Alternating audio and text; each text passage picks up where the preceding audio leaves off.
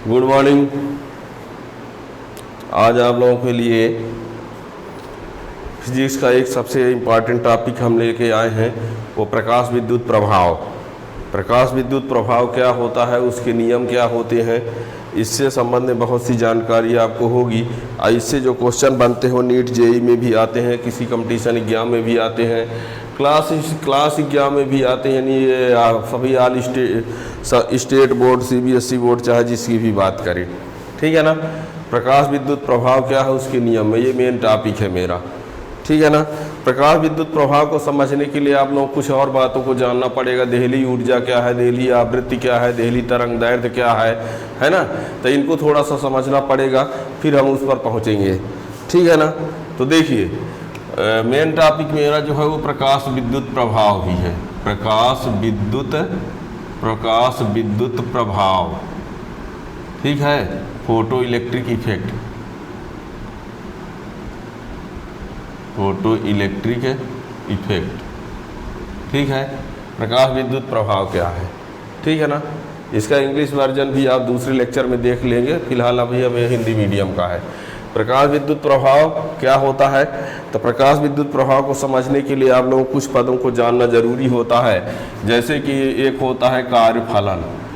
इसको समझने के लिए आपको पहले क्या जानना पड़ेगा, कार्यफलन, और क्या जानना पड़ेगा, देहली आवृत्ति, क्या जानना पड़ेगा, देहली आवृत्ति, और क्या जानना पड़ेगा, देहली तरंग दैर्ध्य, देहली तरंग दैर्ध्य।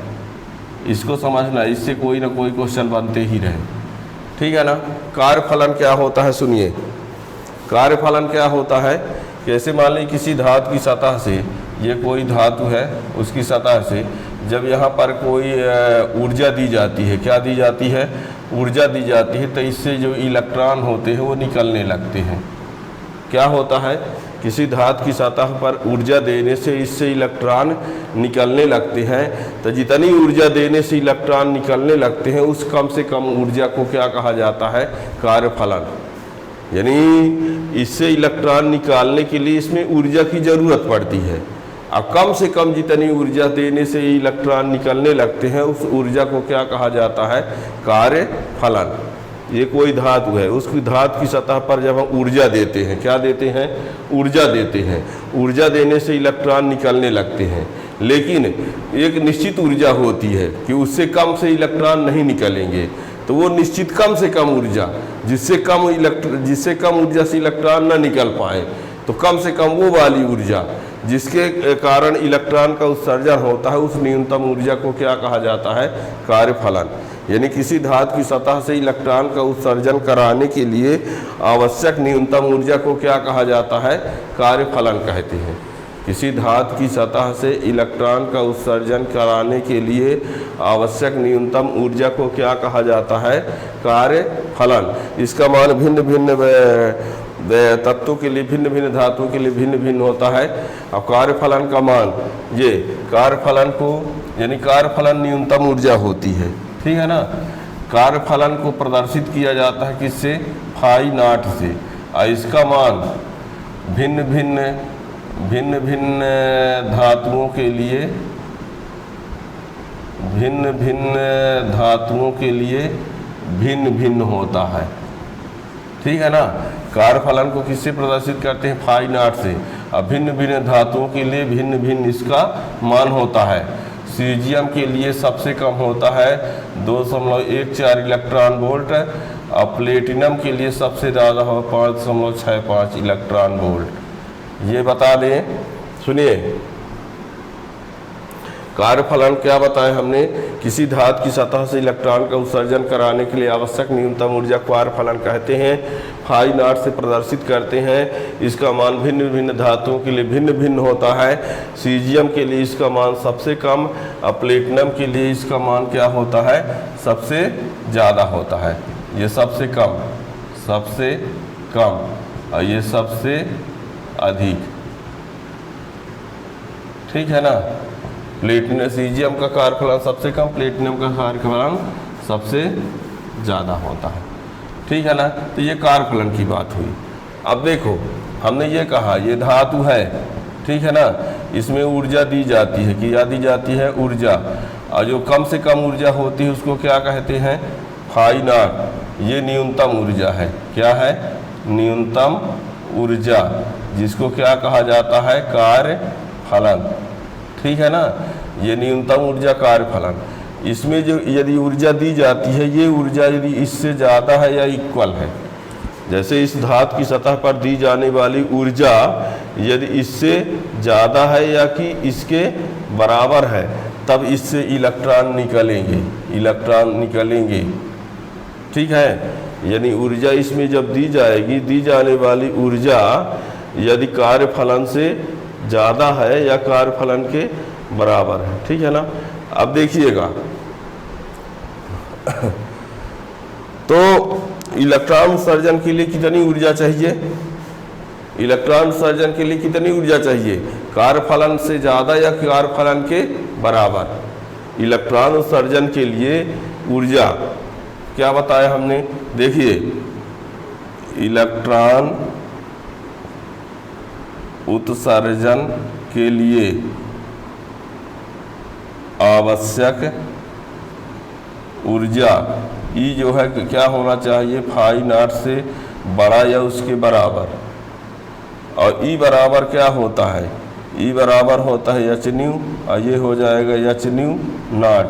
तो ये इससे कैंसिल, तो new greater than new not. देखिए, सुनिए, हम कहना क्या चाहते हैं? इलेक्ट्रॉन उत्सर्जन के लिए जो ऊर्जा का मान होता है वो कार्यफलन से ज़्यादा हो या कार्यफलन के बराबर।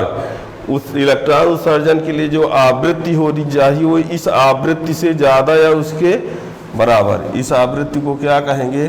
देहली आवृत्ति। क्या कहेंगे? देहली आवृत्ति। इसको क्या कहते हैं? देहली ऊर्जा। क्या कहते हैं? देहली ऊर्जा। कार्यफलन ही क्या है? देहली ऊर्जा है। यानी किसी धातु की सतह से इलेक्ट्रॉन का उत्सर्जन कब होगा? किसी धातु की सतह से इलेक्ट्रॉन का उत्सर्जन कब होगा? जब उसमें आपतित प्रकाश, जब उसमें आपतित होने वाली, दी जाने वाली ऊर्जा कार्यफलन से ज़्यादा हो या कि कार्यफलन के बराबर हो। ठीक है। या मान लीजिए उसमें हम प्रकाश के रूप में ऊर्जा देते हैं। किसके रूप में? प्रकाश के रूप में। ऊर्जा हम चाहे जिस तरीके से दे दें, प्रकाश के रूप में ऊर्जा देंगे तो प्रकाश है उसकी आवृत्ति जो है वो देहली आवृत्ति से क्या होनी चाहिए? अधिक, या देहली आवृत्ति के बराबर। और भी देखिए, जैसे E ग्रेटर देन क्या हुआ? R इक्वल फाई नॉट ना। इसको हम चाहें तो HC अपॉन लैम्डा लिख सकते हैं। इसको HC अपॉन लैम्डा नॉट लिख दीजिए। इससे कैंसिल हुआ, ये कैंसिल हुआ, सॉरी। तो इससे ये पता चला कि lambda less than R equal lambda naught होना चाहिए। बात को समझिएगा। यहाँ तीन बातें हुई। देहली तरंग दैर्घ्य क्या कन्फर्म हुआ? हम क्या कहना चाहते हैं? अब आप सुनिए, किसी धातु की सतह से इलेक्ट्रॉन का उत्सर्जन कब होगा? जब ऊर्जा का मान कार्यफलन के मान से ज़्यादा या उसके बराबर हो। दूसरा, मान लीजिए यहाँ पर कोई प्रकाश के रूप में ऊर्जा दी जाती। किसके रूप में? प्रकाश या फोटॉन के रूप में। तो उसकी जो आवृत्ति है वो देहली आवृत्ति से क्या होनी चाहिए? ज़्यादा या देहली आवृत्ति के बराबर।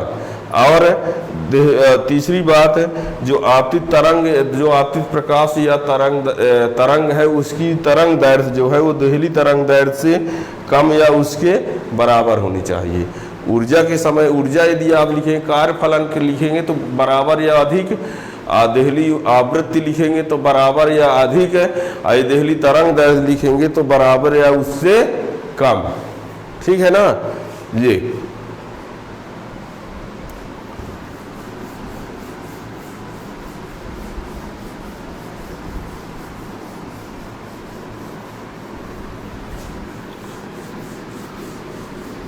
तो देखिए, कार्यफलन वह यह लिखे देते हैं, किसी धातु की सतह से इलेक्ट्रॉन का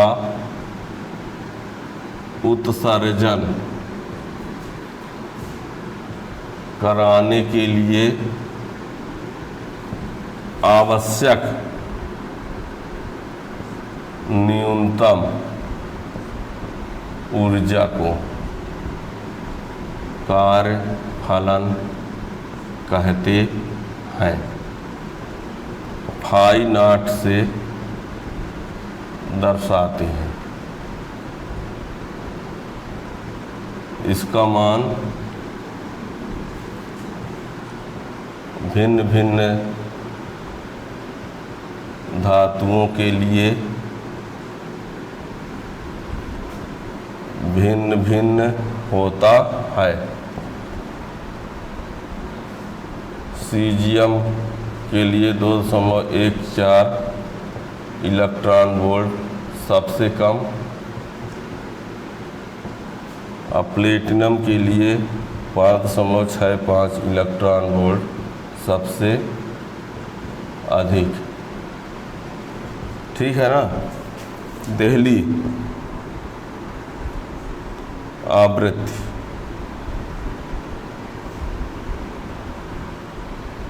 वह आवृत्ति जिससे कम आवृत्ति के प्रकाश से किसी धातु की सतह से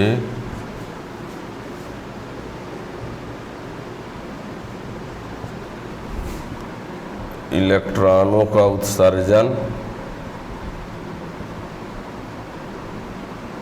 नहीं होता है। और देहली तरंग दैर्ध्य, इसको लिखते किससे है? न्यू जीरो से। वह तरंग दैर्ध्य जिससे अधिक तरंग दैर्ध्य के प्रकाश से इलेक्ट्रॉन का उत्सर्जन नहीं होता है। लैम्डा नॉट होता है ये। ठीक है ना। यानी इलेक्ट्रॉनों का निकलना प्रकाश विद्युत उत्सर्जन होता है। देखिए क्या बात क्या क्लियर हुई। बहुत इम्पॉर्टेंट, सबसे महत्वपूर्ण लाइन है जिसको आप इम्पॉर्टेंट कह सकते हो, है ना। इलेक्ट्रॉन उत्सर्जन के लिए नंबर एक ई जो है वो ज़्यादा या उसके बराबर होना चाहिए किसके?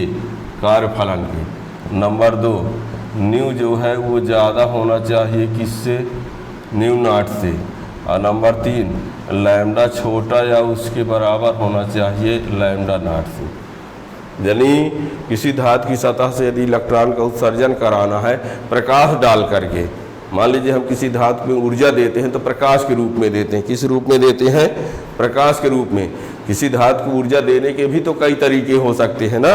तो प्रकाश के माध्यम से यदि हम ऊर्जा दे रहे हैं तो ऊर्जा देने पर यदि वो आपतित प्रकाश जो है फोटॉन के रूप में चलता है, प्रोटॉन से मिलने वाली ऊर्जा यदि कार्यफलन से ज़्यादा है या कार्यफलन के बराबर है तो इलेक्ट्रॉनों का उत्सर्जन होगा, नहीं तो ऊर्जा देते रहो कोई मतलब नहीं निकलेगा। ठीक है ना। कि यानी ऐसा नहीं है कि चाहे जितनी ऊर्जा दे दे इलेक्ट्रॉन का उत्सर्जन होने लगेगा। एक निश्चित मान से कम हो ही नहीं सकता, है ना। तो यानी कार्यफलन के मान से ज़्यादा हो या कार्यफलन के मान के बराबर हो तब इलेक्ट्रॉनों का उत्सर्जन होगा। और जो आपतित प्रकाश है उसकी जो आवृत्ति है वो देहली आवृत्ति से ज़्यादा हो या देहली आवृत्ति के बराबर हो, और तरंग दैर्ध्य का मान जो है वो देहली तरंग दैर्ध्य से कम हो या उसके बराबर हो, तब इलेक्ट्रॉनों का उत्सर्जन होगा। ठीक है ना। अब हम बताने जा रहे हैं प्रकाश विद्युत प्रभाव क्या होता है। अब हम उस टॉपिक पर पहुंच रहे हैं। ठीक है ना।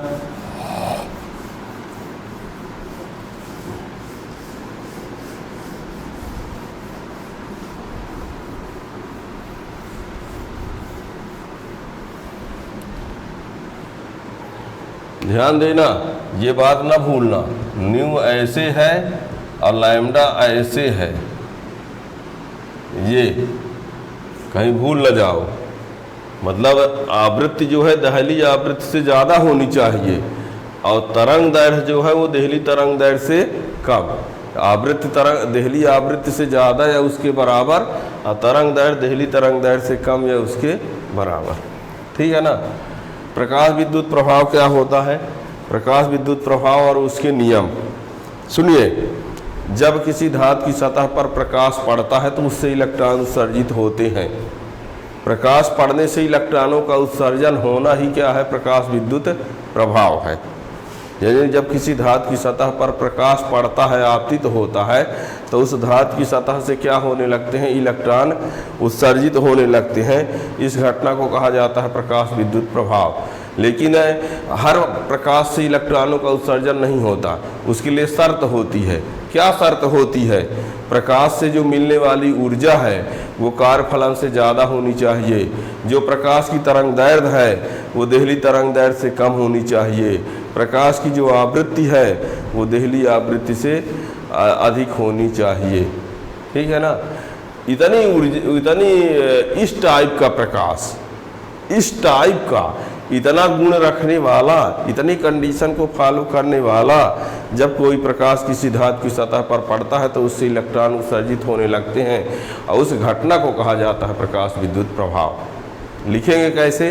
तो ये कहेंगे जब उचित आवृत्ति तरंग दैर्घ्य और ऊर्जा, उचित आवृत्ति मतलब देहली आवृत्ति से ज़्यादा, उचित तरंग दैर्घ्य देहली तरंग दैर्घ्य से कम, उचित आवृत्ति तरंग दैर्घ्य और ऊर्जा यानी कार्यफलन से ज़्यादा।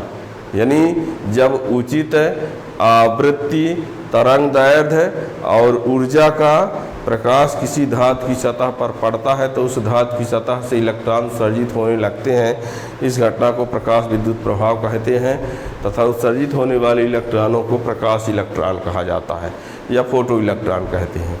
और इलेक्ट्रॉनों के चलने से धारा बहती है तो उसको प्रकाश विद्युत धारा भी कहते हैं। ठीक है ना। और फिर उसके कुछ नियम हैं। नियम क्या क्या है सुनिए। पहला नियम तो यही है कि प्रत्येक धातु के लिए एक निश्चित आवृत्ति होती है जिससे कम आवृत्ति के प्रकाश से इलेक्ट्रॉनों का उत्सर्जन नहीं होता। दूसरा ये है कि जैसे धातु की सतह पर जैसे ही प्रकाश पड़ता है, प्रकाश पड़ा तुरंत इलेक्ट्रॉन चलने लगते हैं। ऐसे नहीं कि एक आध दिन बाद चलेंगे, एक आध घंटे बाद चलेंगे, ऐसा नहीं है। 10⁻⁸ सेकंड से भी कम समय लगता है। जैसे ही प्रकाश पड़ा तुरंत इलेक्ट्रॉन निकलने लगते हैं। यानी आपतित होने वाले प्रकाश और उत्सर्जित होने वाले इलेक्ट्रॉनों के बीच समय पश्चता शून्य होती है, मतलब टाइम नहीं लगता है। ठीक है ना। ये है। तो एक क्या बताया, प्रत्येक धातु के लिए एक निश्चित आवृत्ति होती है जिससे कम आवृत्ति के प्रकाश से इलेक्ट्रॉनों का उत्सर्जन नहीं होता। दूसरा हमने बताया कि आपतित प्रकाश और उत्सर्जित इलेक्ट्रॉनों के बीच समय पश्चता शून्य होती है। तीसरा ये बता दें कि जो उत्सर्जित होने वाले इलेक्ट्रॉन हैं उनकी संख्या जो है अधिक इलेक्ट्रॉन होंगे कि कम, वो निर्भर करती है आपतित प्रकाश की तीव्रता पर। ज़्यादा तीव्रता का प्रकाश डालेंगे तो उत्सर्जित इलेक्ट्रॉनों की संख्या ज़्यादा होगी और कम तीव्रता का प्रकाश डालेंगे तो उत्सर्जित इलेक्ट्रॉनों की संख्या क्या होगी? कम होगी। और चौथा ये है कि जो उत्सर्जित होने वाले इलेक्ट्रॉन हैं वो कितने वेग से चलेंगे, उनकी गतिज ऊर्जा क्या होगी।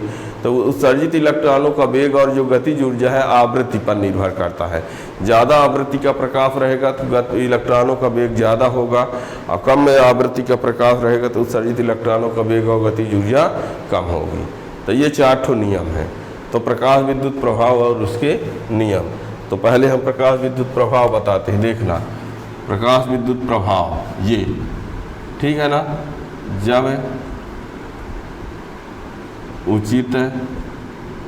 जब उचित आवृत्ति तरंग दैर्घ्य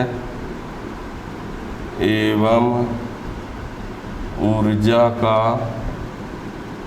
प्रकाश किसी धातु की सतह पर पड़ता है तो उसकी सतह से मुक्त इलेक्ट्रॉन उत्सर्जित होने लगते हैं। इस घटना को जब उचित आवृत्ति तरंगदैर्घ्य ऊर्जा का प्रकाश किसी धातु की सतह पर पड़ता है तो उसकी सतह से मुक्त इलेक्ट्रॉन होने लगते हैं। इस घटना को प्रकाश विद्युत प्रभाव कहते हैं। ठीक है ना। तथा उत्सर्जित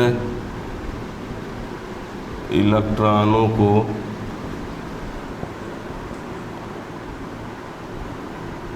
प्रकाश इलेक्ट्रॉन या फोटो इलेक्ट्रॉन कहते हैं। ठीक है। और नियम इसका क्या है? प्रकाश विद्युत प्रभाव के नियम।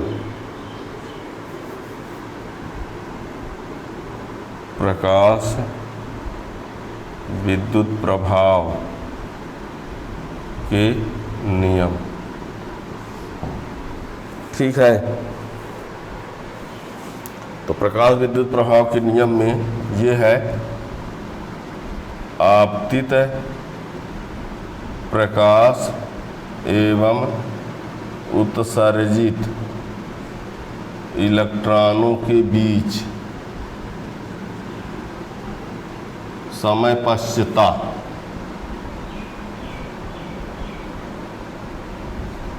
शून्य होती है।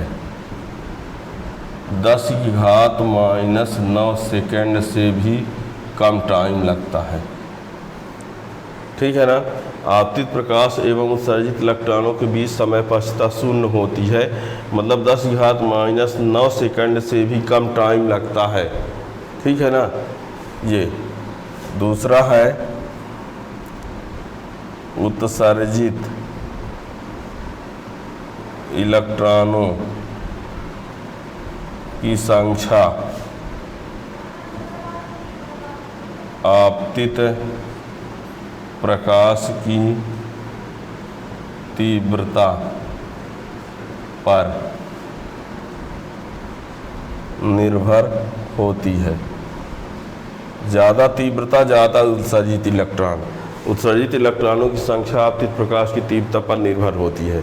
ज़्यादा तीव्रता का प्रकाश रहेगा तो उत्सर्जित इलेक्ट्रॉनों की संख्या ज़्यादा होगी, कम तीव्रता का प्रकाश होगा तो उत्सर्जित इलेक्ट्रॉनों की संख्या कम होगी।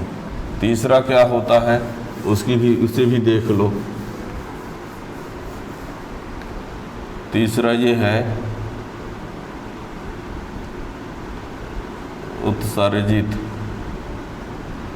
इलेक्ट्रॉनों का वेग एवं गतिज ऊर्जा आपतित प्रकाश की आवृत्ति पर निर्भर होती है। आवृत्ति पर निर्भर होती है। ठीक है ना। और चौथा नंबर, प्रत्येक धातु के लिए एक निश्चित आवृत्ति होती है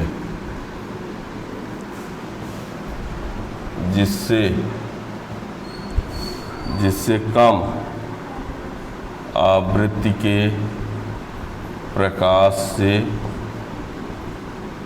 इलेक्ट्रॉनों का उत्सर्जन नहीं होता है। उसे देहली आवृत्ति कहते हैं।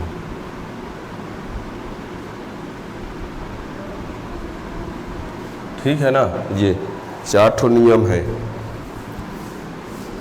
ठीक है ना। देखिएगा, मान लो एक प्रकाश है ए और दूसरा क्या है बी। इससे इसकी हम तीव्रता बढ़ाते हैं, तीव्रता को क्या कर दें और इसकी आवृत्ति को क्या कर दें, बढ़ा दें, है ना। तो इसमें इलेक्ट्रॉनों की संख्या बढ़ेगी, संख्या बढ़ेगी और इसमें इलेक्ट्रॉनों का वेग बढ़ेगा। क्या कहा हमने? एक प्रकाश स्रोत ए है ना, और इस प्रकाश की तीव्रता प्रकाश ए और ये प्रकाश बी, प्रकाश ए की तीव्रता को हम क्या कर रहे हैं? बढ़ा रहे हैं। तो ये वाला प्रकाश जब किसी धातु की सतह पर पड़ेगा तो इलेक्ट्रॉनों की संख्या क्या होगी? ज़्यादा होगी। और यदि एक प्रकाश बी है और इसकी आवृत्ति यदि बढ़ाते हैं तो उत्सर्जित इलेक्ट्रॉनों का वेग बढ़ेगा, तीव्रता कोई परिवर्तन नहीं होगा, इसमें संख्या में कोई परिवर्तन नहीं होगा। ठीक है ना? यानी वेग जो है आवृत्ति पर निर्भर है, पर तीव्रता पर निर्भर नहीं है। और तीव्रता संख्या जो है तीव्रता पर निर्भर है, तो आवृत्ति पर निर्भर नहीं है। ठीक है ना? ये इसको समझना है। और जो हमने बताया ही है, ये कंडीशन हमेशा याद रखिएगा। हमने कहा है कि ई बड़ा होना चाहिए किससे? कार्यफलन से बड़ा, यानी आपतित प्रकाश की ऊर्जा जो है कार्यफलन से अधिक हो या उसके बराबर हो, और आवृत्ति जो है वो देहली आवृत्ति से अधिक हो या उसके बराबर हो, और तरंग दैर्घ्य जो है वो देहली तरंग दैर्घ्य से कम हो या उसके बराबर। याद रखना, सबको एक है जैसे मत समझ लेना, है ना? आवृत्ति जो है देहली आवृत्ति से ज़्यादा होनी चाहिए, लेकिन तरंग दैर्घ्य देहली तरंग दैर्घ्य से कम होनी चाहिए। कम या बराबर, ज़्यादा या बराबर, ज़्यादा या बराबर, ये ध्यान रखना, मेन पॉइंट है ये, है ना? Thank you.